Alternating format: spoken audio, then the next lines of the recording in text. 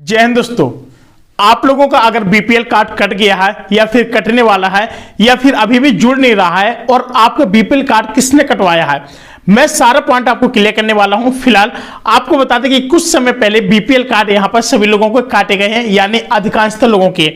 और BPL card में आखिर क्यों काटा गया, क्या कमी थी जिसकी वजह से आपका भी बीपीएल कार्ड कट गया है, मैं आपको तरीका बताऊंगा कि अपने बीपीएल कार्ड को जोड़ना कैसे है।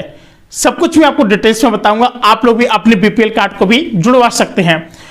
आपको बता दें कि एडीसी की जो यहां पर मीटिंग हुई थी उसमें एक कमेटी बनाई गई थी। कमेटी के अंदर 5 सदस्य टीमें बैठा ली गई थी। 5 सदस्य टीम के नीचे भी कई सारे कार्यकर्ता मौजूद होते हैं और सभी कार्यकर्ताओं को एक गांव बाई गांव दिया जाता है, यानी सारी गांव की लिस्ट जाती है जिसमें सब कुछ यानी इनकम सर्टिफिकेट को वेरीफाई किया जाता है, जिसमें यह देखा जाता है कि जिसकी भी इनकम 1,80,000 से अधिक होगी या फिर मीटर का बिल देखा जाएगा।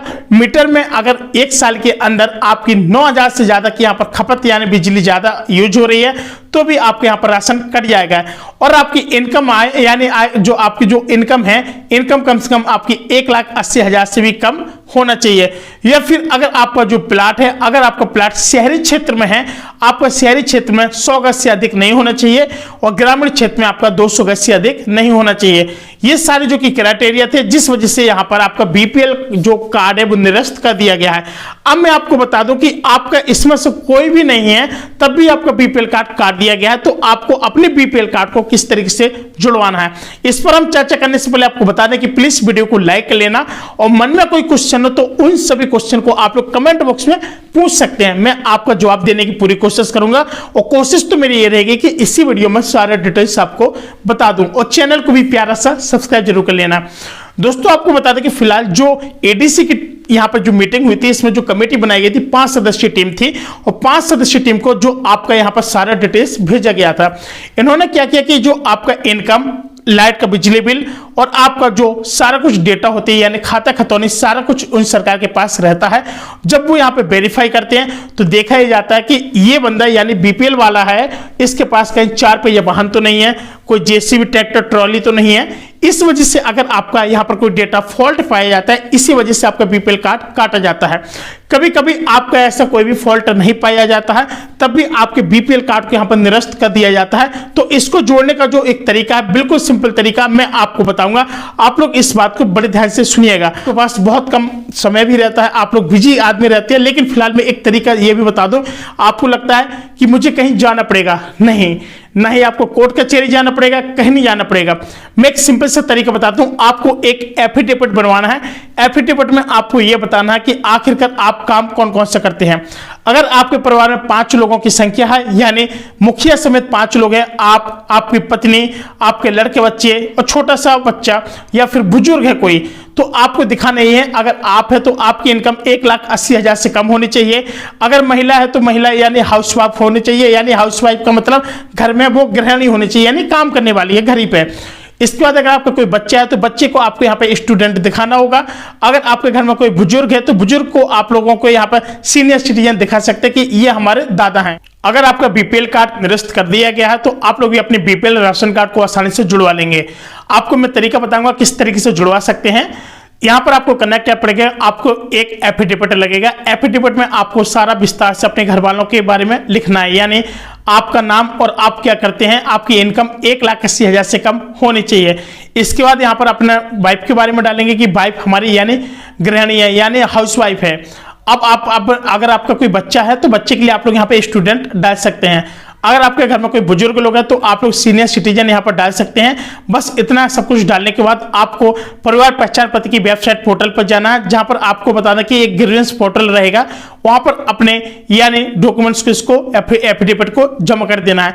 और जमा आपको वहीं जाना है जहां पर आपका सीएससी सेंटर हो, वहां पर ग्रीवेंस पोर्टल की साइट पर इसको आप लोगों को करना क्या है, ऐड कर देना है। ऐड होने के बाद आपका सारा कुछ डेटा को यहाँ पर चेक किया जाएगा, वेरीफाई किया जाएगा। इसके बाद ही आपका सारा कुछ यहाँ पर डिटेल्स आ जाएगा और पुनः आपके बीपीएल कार्ड को जोड़ दिया जाएगा। अगर आपको लगता है कि आपका बीपीएल कार्ड अभी भी नहीं जुड़ पा रहा, तो आपको मैं एक सिंपल तरीका बता दूं। अगर आप गांव में रहते तो आपको अपने बीडीओ ऑफिस में जाना है, यानी जो सीआरआईडी के तहत यानी नियुक्त किए गए जोनल मैनेजर के पास जब आप लोग जाएंगे तो अपना सारा कुछ डिटेल्स देंगे, उनसे बताएंगे कि सर मेरा राशन कार्ड काट दिया गया है, यानी अभी तक नहीं जोड़ा गया है। वो आपका सारा कुछ डिटेल्स लेंगे, आपकी इनकम देखेंगे कि आपकी 1,80,000 से कम है अथवा नहीं है। सारा कुछ लेने के बाद सारा कुछ वेरीफाई करेंगे। इसके बाद आपको बोलेंगे कि आप लोग जाइए, आपका 1 हफ्ते के अंदर काम हो जाएगा। जैसे सारा कुछ वेरीफाई होगा तो वो लोग उनके यानी पोर्टल पर चढ़ जाएगा। इसके बाद आपका जो बीपीएल कार्ड है वो आपका पुनः नाम यहाँ पर जोड़ दिया जाएगा। सारा कुछ डिटेल्स वेरीफाई होने के बाद ही आपका जो बीपीएल कार्ड है, राशन आपका तुरंत आपका यानी 1 हफ्ते के अंदर ही अपडेट होने के बाद आप लोग अपने राशन कार्ड से आसानी से सरकार की सारी सुविधाएं ले सकते हैं। जो ये अपडेट थी ये थी आपके ग्रामीण वालों के लिए। अब मैं बात करूंगा शहरी वालों के लिए, यानी शहर में रहने वालों के भी अगर यहाँ पर बीपीएल कार्ड यहाँ पर निरस्त कर दिए गए हैं तो वो लोग भी किस तरीके से जुड़वाएंगे। आपको बता दें कि शहर में रहने वालों को अपने नगर निगम के ऑफिस में जाना पड़ेगा और सीआरआईडी के माध्यम से जिसे जोनल मैनेजर बनाया गया है उनके ऑफिस में जाकर के अपना सारा कुछ यानी इनकम सर्टिफिकेट लेकर के जाना है और वहां पर सर से चेक कराना और अपने जो निरस्त किया गया जो बीपीएल कार्ड आपके पास है उसको भी लेकर के जाना है। जब यहाँ पर सर यहाँ पर वेरीफाई करेंगे आपकी इनकम को, अगर आपका वेरीफाई सही से हो जाता है, क्योंकि जो त्रुटियां उस समय हो चुकी थी वो त्रुटियां यहाँ पर नहीं हो पाएंगी।